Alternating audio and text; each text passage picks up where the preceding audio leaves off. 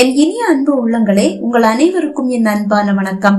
என்னை சூறையாட வந்த சூரனே நாவல் பகுதி 22. வாங்க தொடர்ந்து கதையை கேட்கலாம். இன்று பிறைசூடன் வைராவின் தாத்தா பாட்டியிடம் எதை பற்றியோ சுவாரஸ்யமாக பேசிக் கொண்டிருக்கிறான். தாத்தா பாட்டியும் அவனையே இமைக்காமல் பார்த்து கொண்டிருக்கிறார்கள். வைரா அவர்களை பார்த்தபடியே மாணிக்காவோடு பேசிக் கொண்டிருக்க, ஏய் ஏங்கிட்ட பேசிட்டு இருக்க, ஆனா பார்வையெல்லாம் தாத்தா பாட்டி மேலையா? மாணிக்கா கோபமாக கேட்பது பிறைசூடன் செவியையும் எட்டியது. அவன் கவனம் வைரா மீது விழுந்தது. அவள் தாத்தா பாட்டியை அல்ல, தன்னை தான் பார்த்து கொண்டிருக்கிறாள். அவளை கடுப்பேற்ற வேண்டும் என்று அவன் மனதில் ஒரு ஆசை. மாணிக்கா, இங்க கொஞ்சம் வாங்க. அவன் மாணிக்காவை அழைக்க, தன்னையும் அழைக்க மாட்டானா என்று வைரா மனம் ஏங்கியது. ஆனால் அவன் அவளை பொருட்படுத்தாமல் தங்கள் அருகில் வந்த மாணிக்காவிடம், பாட்டி காலேஜ்ல எல்லாம் படிச்சிருக்காங்க தெரியுமா என்று கேட்டான். அம்மா சொல்லி இருக்காங்க. அங்கதான் தாத்தாவை சந்திச்சாங்களாம். காதலிச்சுதான் கல்யாணம் பண்ணிக்கிட்டாங்களாம். அது தெரியுமா? அதையும் கேள்விப்பட்டிருக்கேன். தாத்தா காலேஜ்ல பெரிய ரவுடியாம். அப்படியா? இதையும் சொல்லவே இல்லையே. பெரிய ரவுடின்னு மட்டும் இல்ல, தாத்தாவை பாக்குறவங்க எல்லாருமே பயந்து ஓடிடுவாங்களாம். அப்படி இருந்தும் தாத்தா பாட்டி கிட்ட தன்னுடைய காதல சொல்லும் போது பாட்டி தாத்தா வேண்டான்னு சொல்லி ஓடி போகல. ஏன்னா பாட்டிக்கு தாத்தாவை ரொம்ப பிடிச்சிருந்ததாம். எப்படியாவது தன்னுடைய காதலால தாத்தாவை திருத்திடலான்னு தன்னுடைய காதல் மேல நம்பிக்கை வச்சு தாத்தாவை கல்யாணம் செஞ்சுக்கிட்டாங்களாம். காதலால தாத்தாவை அவங்களால திருத்தவும் முடிச்சதாம். காதல்னு சொன்னா இதுதானே காதல்? இந்த காலத்திலயும் காதலனும் காதலிகளும் எல்லாம் இருக்காங்க. ஆனா சில காதலிகள் சரியான சுயநலவாதிகளா தான் இருக்காங்க. சரி, நீங்களாவது சந்தோஷமா இருக்கீங்களான்னு கேட்டா அதுவும் இல்ல. அவங்க சந்தோஷத்தையும் தொலைச்சிட்டு கூட இருக்க மத்தவங்களுடைய சந்தோஷத்தையும் நிம்மதியையும் சேர்த்து தொலைச்சிட்டு பெரிய தியாகிங்க மாதிரி நடிக்கிறாங்க. இதுக்கு பேரு காதல்னா அந்த காதல் வேண்டவே வேண்டான்னு தூக்கி எரிஞ்சிட்டு போயிட்டே இருக்கணும். நானா அப்படிதான் செய்வேன். அவன் பேச பேச வைராவுக்கு அழுகையே வந்து விட்டது. அவள் எழுந்து அவளது அறைக்கு சென்று விட்டாள். மாலை உமாபதி வந்ததும் வீடு இன்னும் கலகலப்பாகிவிட்டது. ஆட்டம் பாட்டம் கொண்டாட்டம் என்று அனைவரும் நீண்ட நாட்களுக்கு பிறகு மகிழ்ச்சியாக இருக்க, இடையிடையே ரத்தினா அம்மா விடிகள் மட்டும் ரத்தினா புகைப்படத்தை பார்த்து கலங்கியது. அதை கவனித்த பிறைசூடன், சரி சரி, இனி பெரியவங்களுக்கு ஒரு விளையாட்டு என்று கூறி மியூசிக்கல் சேர் விளையாட்டை ஆரம்பித்து வைத்தான். எதிலும் கலந்து கொள்ளாமல் வைரா தன் அறையிலேயே முடங்கி கிடக்க அவளை மாணிக்கா கூட மறந்து போனாள். இரவு உண்ண அமரும் போது கூட ஒருவருக்கும் வைரா நினைவு வரவில்லை. பிறைசூடனுக்கு அவள் நினைவை தவிர வேறு எந்த நினைவும் இருக்கவில்லை. ஆனால் அவன் யாருக்கும் அவளை நினைவுபடுத்தவும் இல்லை. அனைவரும் உண்ண அமர்ந்து விட்டார்கள். பிறைசூடன் ஒவ்வொருவரையாக கவனித்தான். வைரா அம்மா கூட தன் சகோதரிகளிடம் ஏதோ சுவாரஸ்யமாக பேசிக் கொண்டிருக்கிறார். அவன் விழிகள் ஒரு சுற்று சுற்றி உமாபதி மீது வந்து நிலைத்தது. அவன் விழிகள் மாடி மீதுதான் இருந்தது. அவனுக்கு வைரா நினைவு இருக்கிறது என்று பிறைசூடனுக்கு புரிந்தது. அத்த, வைரா சாப்பிட்டாளா? உமாபதி கேட்க, வாவ் என்றது பிறைசூடனின் இதழ்கள். வைராவை உமாபதி இப்போதும் எவ்வளவு அழகாக நேசிக்கிறான். வைரா உமாபதி மனைவி ஆகிவிட்டால் உண்மையிலேயே உமாபதியின் ஆனந்தத்திற்கு எல்லையே இருக்காது. ஆனால் வைரா மனம் அது தன்னை அல்லவா நாடுகிறது. டேய், அவளை ஏத்துக்கவும் மாட்டியாம், உமாபதிக்கு விட்டு கொடுக்கவும் மாட்டியாம். நீ என்ன சைக்கோவாடா? அவன் மனம் கேள்வி எழுப்பியது. இதற்கிடையில் வைரா சாப்பிடவில்லை என்று உமாபதியிடம் யாரோ கூற, வைராவை அழைத்து வருமாறு உமாபதி பணிப்பெண் ஒருவரை அனுப்ப அவரும் அவளை அழைத்து வந்தார். அவள் ஓர பார்வை பிறைசூடன் மீதுதான் இருக்கிறது. பிறைசூடனோ ஏதோ சாப்பாடுதான் தன் வாழ்க்கை, தன் உயிர் மூச்சு, தன் உயிர் என்பது போல் தன் தட்டில் பரிமாறிய உணவை மட்டுமே பார்த்து சாப்பிட்டுக் கொண்டிருக்கிறான். வைரா விழிகள் தனக்கான இருக்கையை தேடியது. உமாபதியின் அருகிலும் பிறைசூடனின் அருகிலும் பாட்டியின் அருகிலும் ஒவ்வொரு இருக்கைகள் காலியாக இருக்கிறது. அவள் நேராக பாட்டியின் அருகில் வந்து அமர்ந்தாள். அமைதியாக உண்ண ஆரம்பித்தவள் முதலில் உண்டு எழுந்தாள்.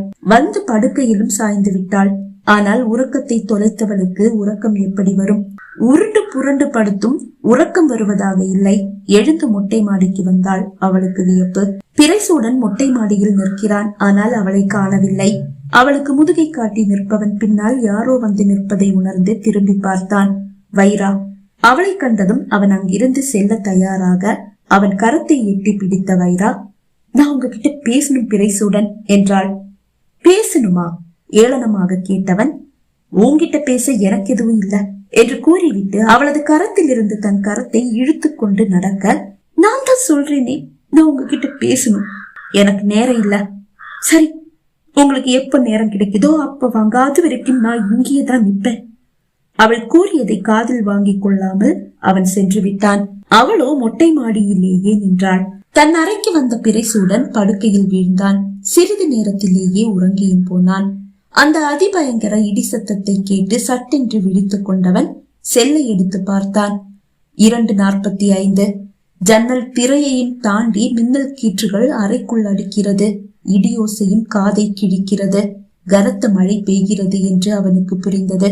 சட்டென்று அவனுக்கு வைரா நினைவு வந்தாலும், மழை பெய்ய ஆரம்பிச்சதும் வந்து படுத்திருப்பா என்று நினைத்து விழிகளை மூடிக்கொண்டான். ஆனால் அவள் கூறிய வார்த்தைகள் அவன் செவியில் மீண்டும் மீண்டும் முழங்க அவனது தூக்கம் போனது. எழுந்து மொட்டை மாடியை நோக்கி நடந்தான். வைரா அறையை தாண்டிதான் மொட்டை மாடிக்கு செல்ல வேண்டும். வைரா அறையை எட்டியதும் அறைக்கதவை திறந்து பார்த்தான். அது திறந்து கொண்டது. அறைக்குள் வைரா இல்லை. அவன் நடுங்கிய நொடியது. அப்போது இன்னும் பயங்கரமாக இடி இடித்தது. அவன் இதயம் நின்ற நொடியது. அவன் கால்கள் வேகமாக மொட்டை மாடியை நோக்கி ஓடியது. மாடிக்கு வந்தவனின் இதயம் நொறுங்கி போனது. மாடியின் ஒரு மூலையில் அமர்ந்திருக்கும் வைரா இடி மின்னலுக்கு பயந்து முழங்கால்களுக்குள் தன் தலையை புதைத்து வைத்திருக்கிறாள். இடி இடிக்கும் போது எல்லாம் அவள் நடுங்குகிறாள். மழையில் நனைந்ததாலும் அவள் உடல் நடுங்கிக் கொண்டே இருக்கிறது. ஓடி அவள் அருகில் வந்தவன் வைரா என்று அழைத்தான். மெல்ல தலை உயர்த்தி அவனை பார்த்தவள் அடுத்த இடி இடிக்க துள்ளி எழுந்து அவனை கட்டி கொண்டாள். அவன் கரமும் அவளை கட்டி அணைக்க துடித்தது.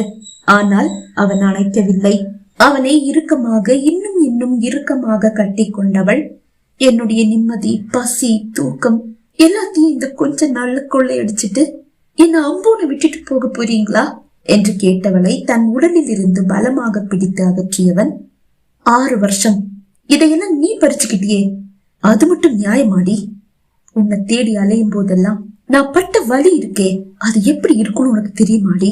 அதுக்கு உன்னுடைய பதில் என்ன? உன்னை பாக்குற வரைக்கும் துடியா துடிச்சேன். ஆனா பார்த்த பிறகு பார்க்காமலே இருந்திருக்கலாம்னு தோணுச்சுடி. எனக்காக ஒரு குடிகாரி மாதிரி நடிச்சு 6 வருஷம் வாழ்ந்திருக்க. உன்னுடைய இந்த காதல நான் தெரிஞ்சுக்காமலே இருந்திருக்கலாம். உன்னுடைய இந்த காதலால யாருக்காவது ஏதாவது ஒரு நன்மை இருந்ததா? இந்த அளவு நீ என்ன நேசிச்சிருந்தும் பிடிவாதமா என்ன தேடி வராமலே இருந்துட்டல. அப்புறம் இதுக்கிட்ட இப்ப மட்டும் இப்படி துடிக்கிற, எனக்காக ஏங்குற, என்னையும் சேர்த்து வதைக்கிற. நீ எனக்கு தேவையே இல்லடி. உன்னுடைய பிடிவாதத்தையே கட்டிக்கிட்டு அதோடவே நீ வாழ்ந்து செத்துடு. கோபமாக கூறியவன் திரும்பி நடக்க ஓடி வந்து அவனை கட்டி கொண்டவள், I love you, I love you Piraisoodan. நான் பண்ணது தப்புதான். அதுக்காக உங்க காலில் விழுந்து வேணும்னாலும் மன்னிப்பு கேட்கிறேன். பிளீஸ் என்னை விட்டு போயிடாதீங்க. அவனை இறுக்கமாக அவள் கட்டி கொள்ள அவளை தன்னிடம் இருந்து பறித்து அகற்றியவன், நீ என்ன காதலிக்கலாம், ஆனா நான் உன்னை வெறுக்கிறேன் என்று கூறிவிட்டு மீண்டும் நடந்தான். இப்போது அவள் ஓடி வரவில்லை. மொட்டை மாடியிலிருந்து வீட்டிற்குள் நுழையும் வாசலை எட்டியவன் திரும்பி பார்த்தான். வைரா கீழே விழுந்து கிடக்கிறாள்.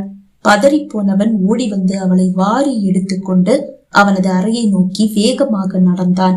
அவளை கொண்டு வந்து படுக்கையில் கிடத்தும் போது அவள் உடல் நடுங்குகிறது. காய்ச்சலும் அடிக்கிறது. டவலை எடுத்து வந்து அவளது தலைமுடியை துடைத்து விட்டவன் தாமரை முட்டாக மூடி கிடக்கும் அவள் விழிகளை பார்த்தான். அந்த விழிகள் கூட நடுங்குகின்றன. வைரா, நான் கூப்பிடுறது கேக்குதா? அவள் கன்னத்தை தட்டி அவன் அழைக்க என்ற ஒரு மெல்லிய சத்தம் மட்டுமே வெளியே வந்தது. அவள் உடல் இப்போதும் நடுங்கிக் கொண்டேதான் இருக்கிறது. நனைந்த அவளது உடைகளை களைய வேண்டும். என்ன செய்வது? படுக்கையில் இருக்கும் பெரிய போர்வையை எடுத்து அவள் மீது போர்த்தி விட்டான். அவள் கழுத்து வரை போர்த்தி விட்டவன் அவள் அருகில் அமர்ந்து அவளது உடைகள் ஒவ்வொன்றையாக அகற்ற ஆரம்பித்தான். கழுத்து வரை போர்த்தப்பட்டிருக்கும் வைரா உடலில் இப்போது எந்த உடையும் இல்லை. நனைந்த தன் உடைகளை களைந்து வேறு உடைக்கு மாறியவன் இப்போதும் நடுங்கிக் கொண்டே இருப்பவளை போர்வையோடு கட்டி அணைத்து படுத்துக் கொண்டான். எத்தனை நேரம் அவன் அப்படி படுத்திருந்தான் என்று தெரியவில்லை. சரியாக 4 மணி ஆன போது அவனது அறைக்கதவு தட்டப்பட்டது. செல்லை எடுத்து உமாபதியை அழைத்தவன், எனக்கு தூக்கம் சரியாகல, இன்னும் கொஞ்ச நேரம் தூங்கணும், நாளைக்கு பாத்துக்கலாம் என்று கூறினான். ஓகே, தூங்கி ரெஸ்ட் எடுங்க என்று கூறிய உமாபதி அழைப்பை துண்டித்தான். வைராவின் நடுக்கம் இப்போது குறைய ஆரம்பித்திருந்தது. அவளை விடுவித்து விட்டு விலகி படுத்துக் கொண்ட பிறைசூடனை மெல்ல விழிகளை திறந்து பார்த்தாள் வைரா. அவன் விழி மூடி படுத்திருக்கிறான். மெல்ல நகர்ந்து அவன் அருகில் வந்து படுத்தவள் போர்வையை அவனுக்கும் சேர்த்து போர்த்தி விட்டாள். போர்த்தி விட்டதோடு விடவில்லை, தன் கரத்தை நீட்டி அவனை கட்டி அணைத்து அவன் மார்பில் சாய்ந்து கொண்டாள். அவளது ஆடையற்ற உடலில் உரசிய அவன் தேகம் நெருப்பாக பற்றி கொண்டது. வைரா அவனை இன்னும் இன்னும் இறுக்கமாக கட்டி கொள்ள அவளை அப்படியே வாரி அணைத்து அவள் பட்டு போன்ற மேனியில் இதழ்களை பதித்தான். பிடிவாதமும் கோபமும் அந்த அணைப்பிலும் முத்தங்களிலும் கரைந்து காணாமலே போனது. பகுதி 22 நிறைவடைந்தது. பகுதி 23 உங்களை சந்திக்கும் வரை விடைபெறுகிறேன். நன்றி, வணக்கம்.